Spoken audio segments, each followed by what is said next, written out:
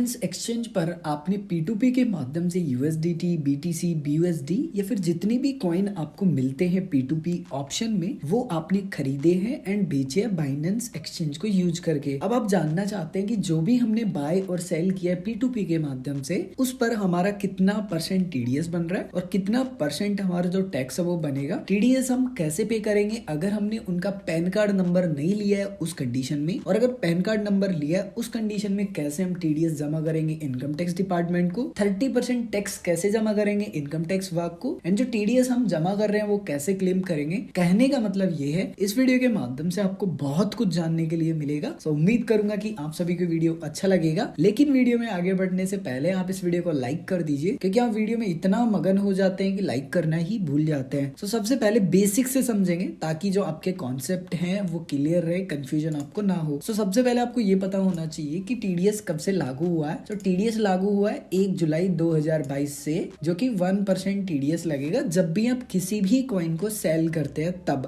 INR के pair में, crypto के पेयर में अगर आप सेल करते हैं तो बाई साइड भी 1% लगेगा एंड सेल साइड भी 1% लगेगा। ठीक है, सो 1 जुलाई 2022 से आपका TDS लागू हो चुका है। एंड ये जो फाइनेंशियल ईयर है 22-23, इसमें आपको जो आपका TDS है सिंपली ये क्लेम करना होगा एंड जो 30% टैक्स है वो गवर्नमेंट को देना है। 22-23 फाइनेंशियल ईयर वैसे भी एंड होने ही वाला है। आज 27 फरवरी 2023 चल रहा है। 31 मार्च 2023 को जो फाइनेंशियल ईयर होगा ये एंड हो जाएगा एंड 1 अप्रैल से 23-24 फाइनेंशियल ईयर स्टार्ट हो जाएगा। सो 22-23 फाइनेंशियल ईयर जैसे ही एंड होता है आपको जो आपका ITR फाइल है वो रिटर्न करना होगा। अब कैसे करेंगे वो थोड़ा बाद में जानेंगे, पहले अपन बात करते हैं कि P2P पे आपका किस प्रकार से जो TDS है वो लगेगा, उसको समझते हैं। कुछ समय के लिए मान लीजिए कि आपका नाम है रिंकू एंड आप USDT बाई कर रहे हैं 1000 रुपए का। मैंने यहाँ पे इंडियन रुपीज में अमाउंट लिखा है, क्योंकि जो भी प्राइस होगा उस पे आपको जो USDT है वो मिल जाएगा, इसीलिए मैंने यहाँ पे इंडियन रुपीज को लिखा है। अब आप जिसके साथ भी डील कर रहे हैं, थोड़ी देर के लिए मान लेते हैं कि जो भी सेलर से आप USDT खरीद रहे हैं उनका नाम है सोनू। अब आप 1000 रुपए का USDT खरीद रहे हैं, जितना भी बनेगा वो सोनू यानी कि जो सेलर है वो आपको प्रोवाइड करवाएगा। लेकिन यहाँ पे TDS कैसे लगेगा उसको थोड़ा सा आप समझ लीजिए। यहाँ पे जो 1000 रुपए पे आपका जो TDS बनेगा, सबसे पहले तो वो पता करना है कि एक्चुअल में वो काटेगा कौन। तो आप क्या कर रहे हैं, बाई कर रहे हैं। किससे बाई कर रहे हैं? सोनू से। सोनू एक सेलर है और रिंकू एक बायर है। सो जो सेलर होता है ना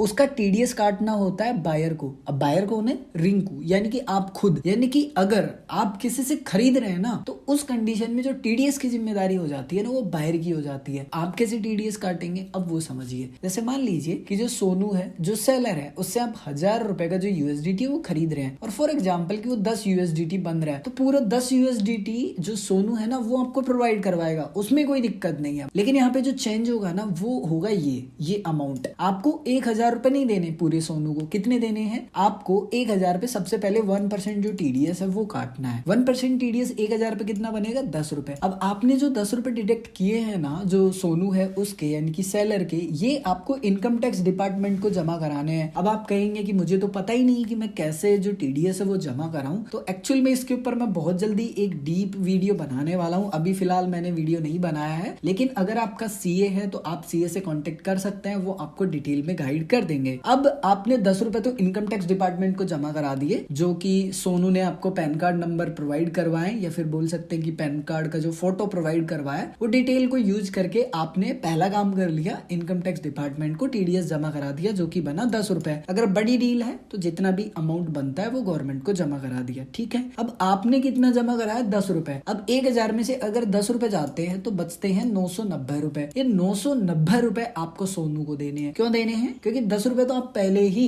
जो सोनू है यानी कि जो सेलर है उसका इनकम टैक्स डिपार्टमेंट को जमा करा चुके हैं, तो सिर्फ आपको 990 रुपए ही पे करने हैं सोनू को। सो यहाँ पे सिंपल सा आप ये समझिए कि जो सेलर होता है ना उसका TDS बायर को काटना है। सो बायर की जिम्मेदारी बनती है कि वो सेलर का TDS काटे एंड जो seller pan card number provide करवा रहा है उसको बैकअप के तौर पे भी रख के उसका कोई मिसयूज ना करें, पहली बात तो उसको बैकअप के तौर पे रखे कि कल को कोई नोटिस आ जाए या कुछ दिक्कत हो, तो उस कंडीशन में आप दिखा पाएगी देखो ये पैन कार्ड नंबर था, मैंने इससे डील की थी, क्योंकि आपको ट्रांजेक्शन हिस्ट्री तो मिलेंगी, लेकिन अगर आपको पैन कार्ड नंबर नहीं प्रोवाइड करवाएगा तो आप कुछ भी नहीं कर सकते। लेकिन अगर आपके पास पैन कार्ड है, कल को दिक्कत होती है तो आप दिखा सकते हैं कि देखो ये पैन कार्ड नंबर है, मैंने ऑलरेडी इनकम टैक्स डिपार्टमेंट को जमा कर दिया, उसने नहीं दिखाया तो वो उसकी जिम्मेदारी है। सो यहाँ पे तो आप फ्री हो, यानी कि बायर की तरफ से आपने आपका काम कर लिया, सेलर का टीडीएस काटा एंड इनकम टैक्स डिपार्टमेंट को जमा कर दिया। एंड फॉर एग्जांपल आप जो पैन कार्ड नंबर है वो लेना भूल गए हैं सेलर से और आपने टीडीएस भी नहीं काटा, आपने डील कंप्लीट कर ली,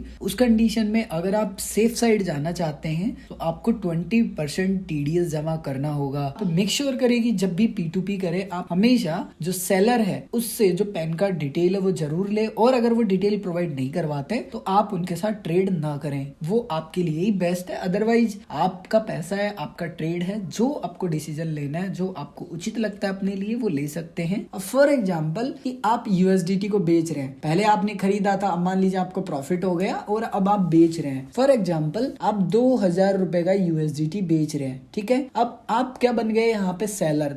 थोड़ी देर के लिए मान लेते हैं कि आपका नाम है सोनू एंड जो बायर है उसका नाम है फॉर एग्जांपल मोनू, ठीक है। सो आप बन गए अब सेलर और मोनू बन गया यहाँ पे बायर। अब आप सेलर हैं तो आपको तो यहाँ पे जो टीडीएस है सिंपली वो काटना ही नहीं है, किसको काटना है, मोनू को, यानी कि बायर को। अब आप एज ए सेलर मोनू से कहेंगे कि देखो भाई हम 2000 रुपए की डील कर रहे हैं, ये मेरा पैन कार्ड नंबर है, पहले तो 2000 पे 1% टीडीएस काटिए एंड 20 रुपए वो जो बनता है वो इनकम टैक्स डिपार्टमेंट को जमा कराइए। बाकी का 20 रुपए काटने के बाद में 2000 में से जो पैसा बनता है वो बनेगा 1980 रुपए। ये 1980 रुपए ना मेरे बैंक अकाउंट में भेजिए और जो भी यूएसडीटी बनता है वो मैं आपके वॉलेट में रिलीज कर दूंगा। सिंपल सा है कि जो भी बायर है उसको टीडीएस काटना है सेलर का, और सेलर की रिस्पॉन्सिबिलिटी है कि वो बायर को याद दिलाए कि भैया मेरा टीडीएस आप काटिए। अब फॉर एग्जांपल आपने यूएसडीटी बाई किया, कुछ दिन रखा, अब आप उसको मान लीजिए बेच रहे हैं, तो आपका 30% टैक्स कैसे लगेगा वो समझिए। फॉर एग्जांपल आपने यूएसडीटी बाई किया 1000 रुपए का, बाई करने पे आपका जो टीडीएस बनता है वो बनता है 0%। आपने यूएसडीटी बेचा फॉर एग्जांपल 2000 रुपए का, 1000 का खरीदा, 2000 पे बेचा, 1% जो टीडीएस काटेगा आपका बायर वो 20 रुपए काटेगा। लेकिन थोड़ी देर के लिए ये जो टीडीएस है इसको आप इग्नोर कर दीजिए, भूल जाइए। आपने 1000 में खरीदा, 2000 में बेचा, नेट आपका जो प्रॉफिट हुआ वो 1000 रुपए हुआ, क्योंकि ये तो इनकम टैक्स डिपार्टमेंट को पहुंच गया, इसको भूल जाइए। 1000 रुपए का आपको जो नेट प्रॉफिट होता है ना उस पे 30% टैक्स आपको देना होता है, जो कि बनता है 300 रुपए, ठीक है। 1000 रुपए पे 300 रुपए बनेगा। दूसरे उदाहरण से समझिए, आपने यूएसडीटी को बेचा 2000 रुपए पे, अब बेचने पे जो आपका टीडीएस बनता है ना वो बनता है 1%, तो आपका 20 रुपए यहाँ पे जो टीडीएस है वो लग जाएगा। लेकिन आपने जो बाई किया था ना वो 9000 रुपए का बाई किया था। अब आप कहेंगे कि यूएसडीटी में तो इतना प्राइस ड्रॉप होता ही नहीं है। फॉर एग्जांपल मैं उदाहरण के लिए बता रहा हूँ, P2P में बाइनेंस में बहुत सारे कॉइन है, बिटकॉइन भी है। सो हो सकता है बिटकॉइन आपने खरीदा हो 9000 का, 2000 में बेच दिया हो। सो 9000 का खरीदा, 2000 में बेचा, सो 20 रुपए तो आपका टीडीएस कट गया। लॉस होने पर भी आपका टीडीएस कटेगा, इस बात का ध्यान रखना है। लॉस और बेनिफिट हो, टीडीएस तो सेल करने पे लगेगा। बाई किया था आपने 9000 का, सो बाई पे आपका जो टीडीएस बना वो 0 बना। नेट लॉस कितना हुआ आपका 7000 का। जब भी आपको लॉस होता है जिस भी ट्रांजेक्शन में, आपका वहां पे टैक्स नहीं बनेगा। लेकिन ये जो 7000 रुपए आपको लॉस हुआ है ना, इसको आप 1000 के साथ सेट ऑफ नहीं कर सकते हो। यानी कि आप ये नहीं कह सकते कि देखो